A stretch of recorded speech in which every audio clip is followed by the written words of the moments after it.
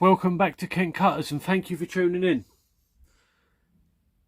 Today to show you we have a little Sheffield pocket knife and it is from Deakin. It's just got Deakin, Sheffield, England on the tang stamp. I'm a little bit unfamiliar with them. I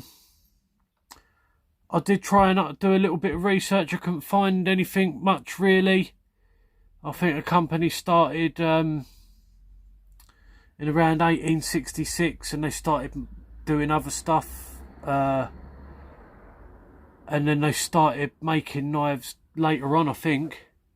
So I'm assuming this is around 1900s, early 1900s, this little knife.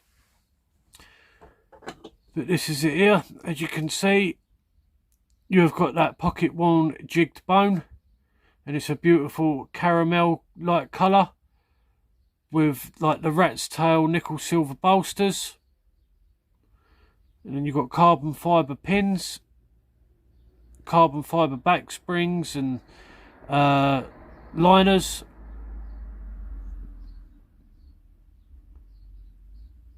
It's a little bit lighter on this side but still quite nice and matching. See that pocket worn jig bone's got a lot of character to it, very nice. I did give this knife a bit of a restore and cleaned it up.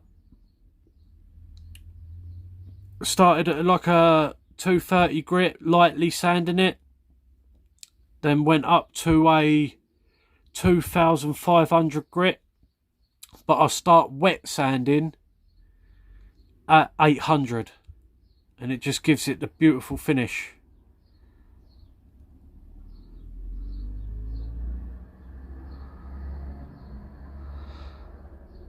Very pretty, that bone. And then you've got like your little half moon type nail nick. Not very heavy on the pull. About a 5 to a 6 on the pull. Probably more of a 5 actually. Yeah, about a 5 on the pull. Nice click into the open position. You can see you've got that Warncliffe type blade. There's carbon steel. I'll give that a sand and a bit of a polish up. Didn't really need much cleaning up this knife. I didn't go too mad on it. Wanted to keep a bit of the patina there. And you see on that tang stamp you can just make it out. If we get a focus.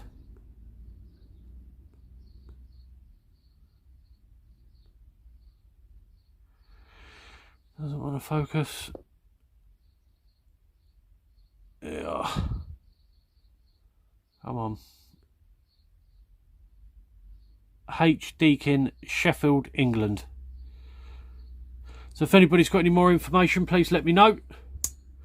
I'm assuming it's around 1900s.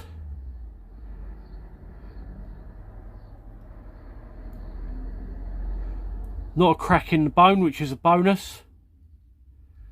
And the back spring's nice and tight as well. It's a little bit gappy here, but I very much doubt it was made like that. It's an old knife, so you're going to get bits and pieces like that.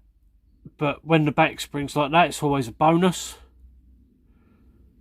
Yeah, you've got like the nickel silver rat's tail like bolsters. No half stops. Not a massive snap on the close, but it has got a nice snap on the open.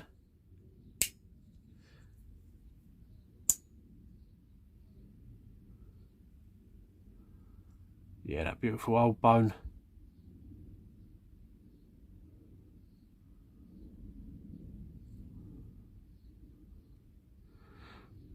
You can't beat that old bone.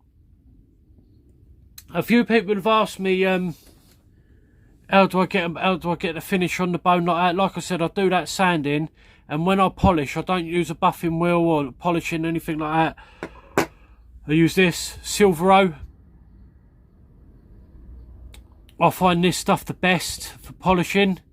It's a lot like, comes in like candy floss. You pull a bit off. Not like you have in the USA, you're never dull. I think this is like our UK, the British version. But I find this stuff very good. And I just use a microfiber cloth. So I just break a bit of that off, rub it all over, keep rubbing it over, and then rub it all over with the microfiber cloth, and then repeat it a couple more times. And then it gets that bone up beautiful.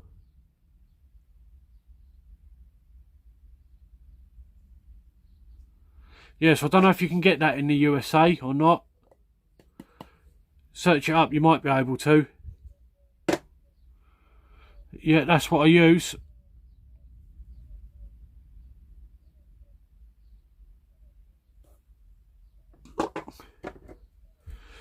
There's a little sling I've been shooting. I'm quite a keen hunter, and I like hunting with a slingshot. The gun laws in the UK are a little bit different over here, so I use one of these for hunting small game. Handmade. You've got like my Carter, brass and stag. I think it's a steel core. Pretty cool, if that's your thing. There we have it. Deakin. If anybody's got any more information about the company, please let me know. I'd like to hear it. Pretty little knife. It's only small. There's my finger. It's only a small little knife. You've probably got about 2 inches on the blade. It's only a small little knife, but it's a pretty little knife.